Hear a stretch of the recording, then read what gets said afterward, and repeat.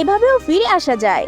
যে ম্যাচে পরাজয়ের গন্ধ প্রায় নিশ্চিত, সেই ম্যাচও কি শেষ মুহূর্তে জয়ে বদলে যেতে পারে?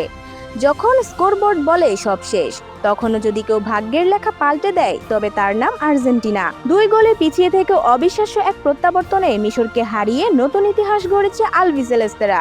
আর সেই ইতিহাসের সবচেয়ে উজ্জ্বল নাম লিওনেল আন্দ্রেস মেসি। ম্যাচের 14 মিনিটেই প্রথম ধাক্কা খায় আর্জেন্টিনা। মিশরের প্রথম গোল যেন পুরো ম্যাচের ছন্দটাই বদলে দেয়। তবু আর্জেন্টিনার বিশ্বাস ছিল সামনে এখনো অনেক সময় বাকি। কিন্তু দ্বিতীয়ার্ধে সেই বিশ্বাস আরো কঠিন পরীক্ষার মুখে পড়ে।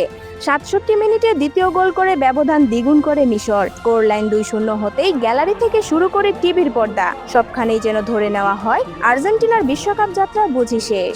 ঠিক তখনই শুরু হয় অন্য এক গল্প।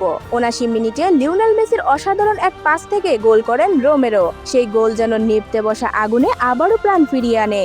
এর মাত্র 4 মিনিট পর এবার নিজেই গোল করে সমতায় ফেরান মেসি। মুহূর্তেই বদলে যায় ম্যাচের চিত্র। চাপ সরে গিয়ে আত্মবিশ্বাসে ভরে ওঠে আর্জেন্টিনা।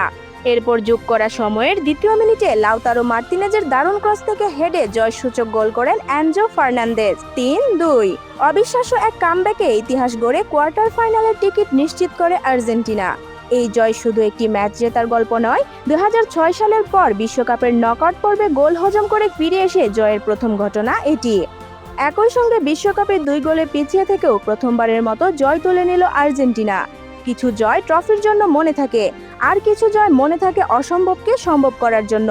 হাঁটতে হাঁটতে অসম্ভব কামব্যাক, অবিশ্বাস্য প্রত্যাবর্তনের জন্য আজকের ম্যাচটা হয়তো আর্জেন্টাইন ভক্তদের মনে গেঁথে থাকবে বহুকাল। Subarna, sports desk.